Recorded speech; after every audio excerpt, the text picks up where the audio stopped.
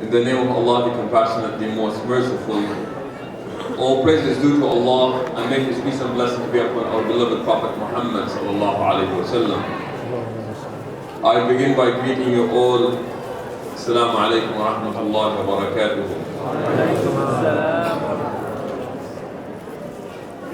Assalamu alaikum wa rahmatullahi wa barakatuh.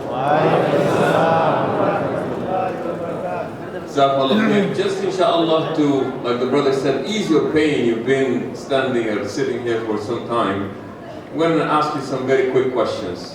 Very soon people will be making a New Year resolution. What is the most common New Year resolution in the US? Lose weight. MashaAllah, who said lose weight? Wrong. Actually, that's not true. What is the most common New Year resolution in the US around this time? Make money. Quit smoking. Who said quit smoking? Still wrong, sister. Okay, one more try. Make money. More money. Make money is not bad, but they say that the most common New Year resolution is to actually get rid of debts. That is the most common New Year resolution. Weight loss comes after that. Here is another question for you. What was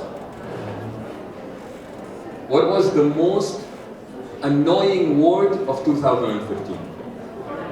That is a question. There is actually an answer to this. What was the most annoying word for the year 2013? N-word. I'm sorry. Y'all is wrong. Selfie is definitely wrong. I'll give you a hint. The most annoying word for 2015 was the most annoying word in 2012. It was actually the most annoying word in 2011 and 2012 and 2009 and 2008. For the past 8 years, the most annoying word has been that same word. Islam? I'm sorry. Maybe. Maybe. Ahsan, maybe is wrong. You're right. Whatever has been the most annoying word for the past 8 years, whatever. And this is not the this is not the topic, but just the idea was really to lighten up on the setting here. Also like to begin by absolutely thanking the sister that spoke before, Sister Madi. MashaAllah, she is a very hard act to follow.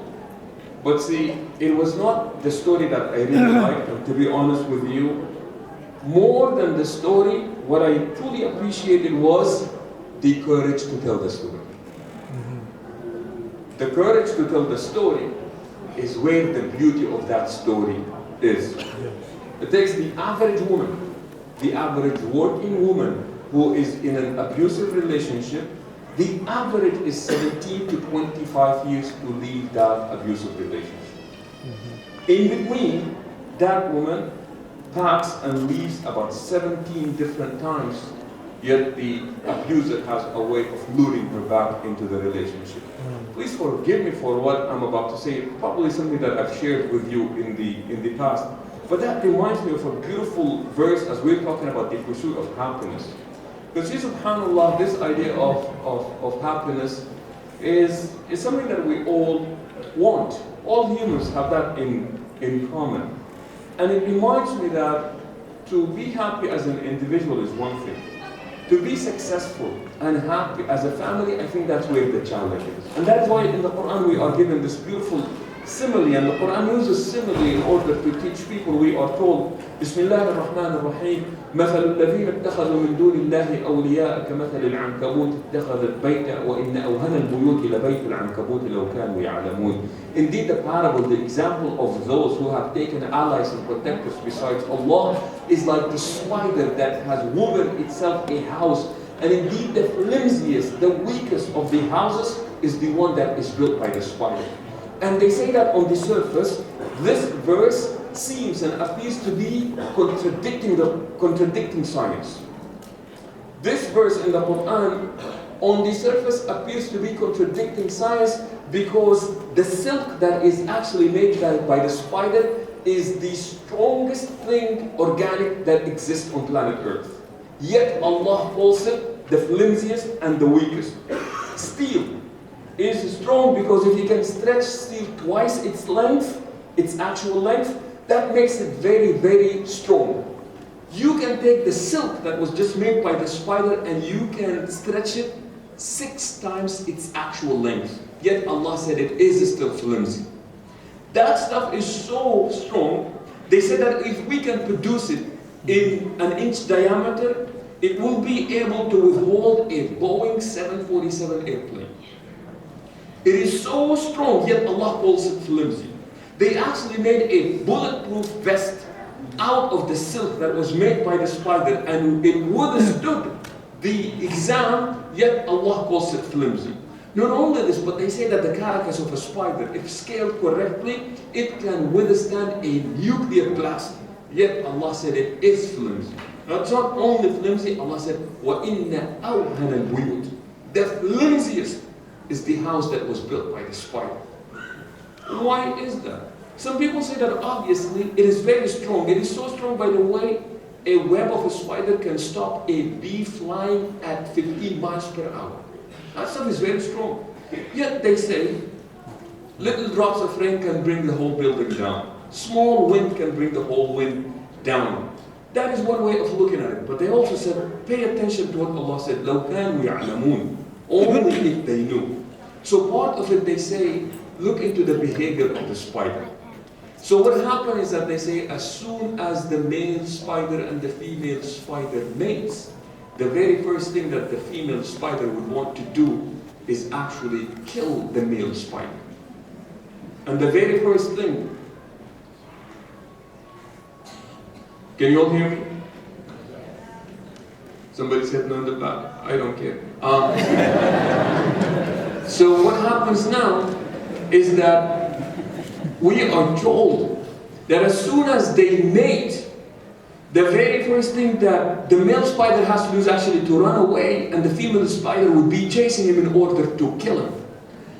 They say that when the female spider is hungry, the very first thing that it would do is that it would devour its own children.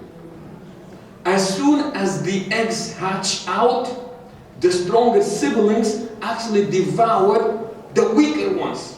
So they said the weakness of the house of the spider is not external, it is not on the skeleton of the building, but rather it is in the spirit of the building. Now we all would want to live in a place that would withstand a bulletproof place. And subhanAllah, I mean, that would be lovely. You won't be afraid. It is so strong it can withstand a nuclear blast. That would be lovely.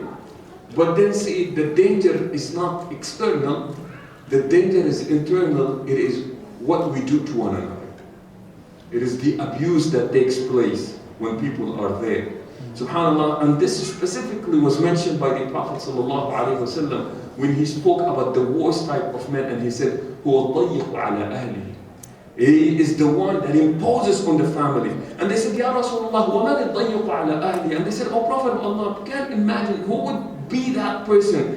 The Prophet ﷺ said, it is the person that when they walk in, those who are playing run away, those who are talking, they stop, and those who are visible, they become invisible. حتى إذا خرج ضحكوا واستأنسوا. And the minute that person leaves, people are relaxed and they start laughing and they start enjoying themselves. Because see, sometimes brothers and sisters, our presence is negative to our families. And the Prophet ﷺ said, we seek refuge in Allah from being that person. Because see, that person does not enhance the goodness of the family. That person does not promote the well-being and the happiness of the family. That person absolutely does the exact opposite. And that their presence is not healthy. I remember one time 2 sisters were introducing themselves to one another, and the sister said, you know, speaking about her family, she said, my father passed away 3 years ago. That sister looked at her and she said, nah, you are lucky. I wish my father would pass away. Yeah, don't rush into judging, oh, astaghfirullah, how can you say that? Ask, what was that father doing to the point that his children said, I wish that you were dead? And wallahi, ask yourself that. Before we rush into astaghfirullah, no, ask, what did he do that would make his own children wish, I wish that this man was dead? So now, as we are pursuing this idea of we want to have happy families, because I just don't want to be happy by myself. What good is my happiness if those who are around me are miserable? So inshallah, we're going to go cruise on some prophetic teachings. Inshallah, we'll keep it simple and we will keep it very basic. This is something that we refer to as the triple A.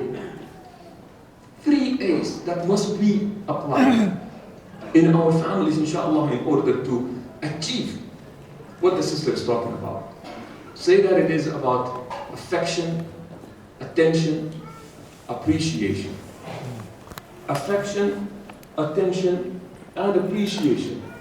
Affection is basically when not only we love our family members, but we are not afraid of expressing our love to our family members. Affection is when we live and we behave in such a way that is indicative that the feelings that we have towards our family members are positive and that they are loving. You know, they say that, what is the most common sentence nowadays in the US, by the way? Somebody take a guess. You're probably wrong, but take a guess anyways. Just make fun of you.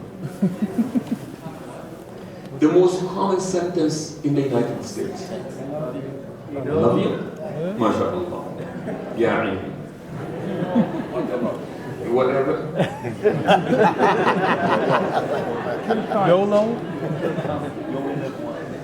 Alright, yo, we're not getting the joke. They say that the most common word in the US nowadays is made in China. But say that the most difficult words nowadays in the English language are I am sorry and I love you. See, subhanAllah, they say that these words, I love you, is like music to our ears. Sometimes you know it, but you really want to hear it. And that is why in the hadith one time the Prophet ﷺ, he is standing with one man when somebody passed by. And the one standing with the Prophet, peace be upon him, said, Prophet of Allah, the one that just passed by, Wallahi inni uhibbu, said, by Allah, I love this man, Prophet of Allah. So the Prophet ﷺ looked at him and he said, A'alamtahu, have you told him that this is how you feel about him?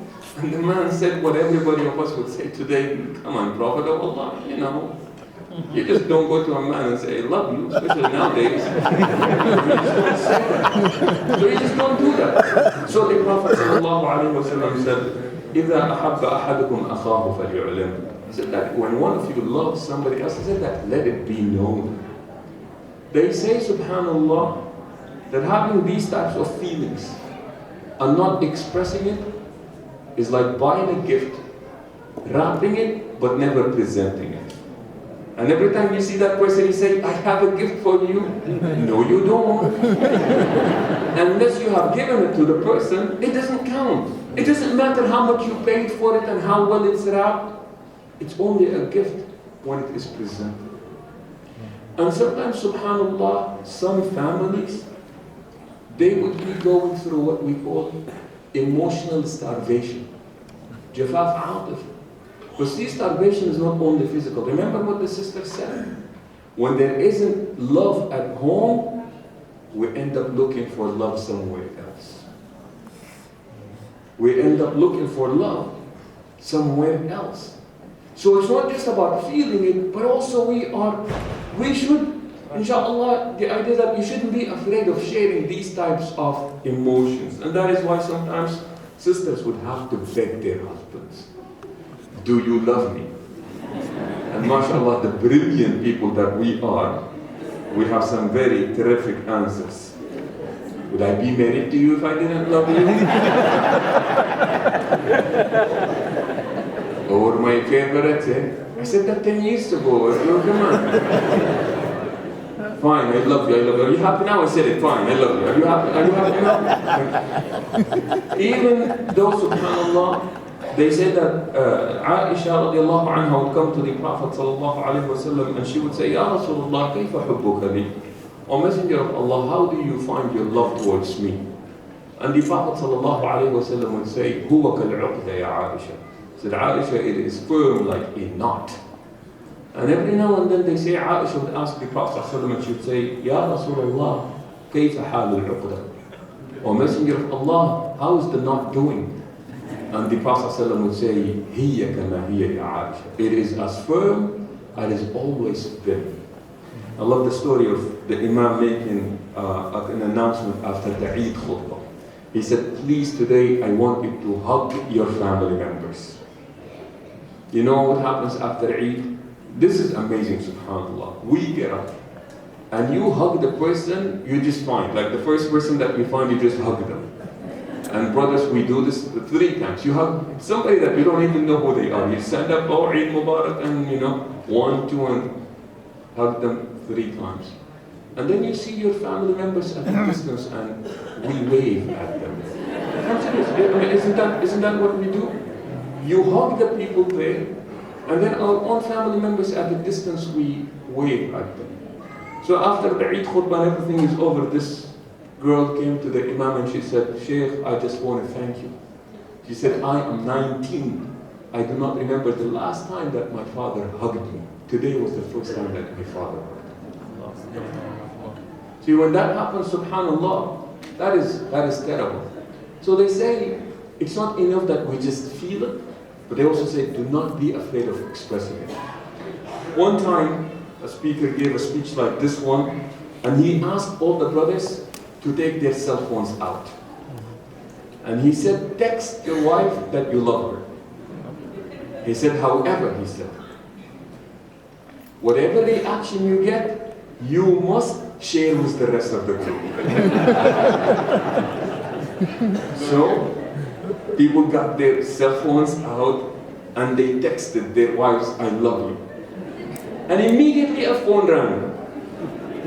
And this brother picked his phone up. And his wife immediately said, Abu Abdullah, ilhaq telefonak insar. Calling her husband, she said, you know what, your phone has been stolen. Because the idea is that there is no way that this could have come from her husband. So the only explanation that she had is, the phone was stolen. Anyways, so this is the first one, and that is affection. Say that the second one is attention. See, many times we speak about how Islam values family and how much I love my family and how I do this to my family. But they say that the way we live life, said that the way that we interact with our families must be reflected in the fact that our families are a priority to us. That on our list, they are absolutely the highest. You know how sometimes people say, man, I would do anything for my kids. I would give them my eyes, man, if they wanted. No, you keep your eyes, man. We just want an hour from your time. We don't want your, no liver, no intestine, just keep everything there. Don't say about how much you are willing to sacrifice. We just want an hour of your time. Attention. And subhanAllah, they say attention doesn't really take much effort. But it's just our ability to do a lot of little things right. I love that story of the young boy who fell and he scratched his elbow. And his dad was working on a very important project. And the young boy came to his dad and he said, Dad, look, I scratched my elbow. And you know, this is a very important project. So the father slams the laptop and he said, what do you want me to do? Do I look like a doctor to you? And the boy looked at Dad and he said, Dad, just say ouch. It's not funny. Go ahead, it's not funny. He said, Dad, just say ouch. That's all that you needed to do. I don't expect you to do anything, but just say ouch. You know when children draw some stuff and what is the first thing that they want to do? They run to their parents and say, look what I did. What do they want? Attention, acknowledgement, and so on. I remember this, subhanAllah, so vividly. One of our clients. You know, when we don't give love or attention at home, people seek it outside. So this kid in the 4th grade, he was being picked up by his mother all the time. So boys at school, they started making fun of him. Oh, you're a mama's boy, your mama pick you up all the time. Where is your daddy? Where is your daddy? So the kid went and he complained to his father. He said, Dad, the kids are making fun of me. Can you please just come and pick me up from school one day? So the dad looks at his son. He said, son, the entire month of December, I will pick you up every single day. So the boy goes back to school. He makes this big, huge announcement to the boys. For the entire month of December, my daddy is going to pick me up. Comes the first day of December, Baba does not show up. Second day, Baba does not show up. From the 3rd of December until the closing of the school, as soon as the bell rings, the boy would run to the bathroom and be there for half an hour until all the kids leave. And then we say, my kids are the most important thing in my life. Wallahi, that's a lie. Wallahi, that is a lie. Then the last one is appreciation. And that is acknowledging the good that is within our family members.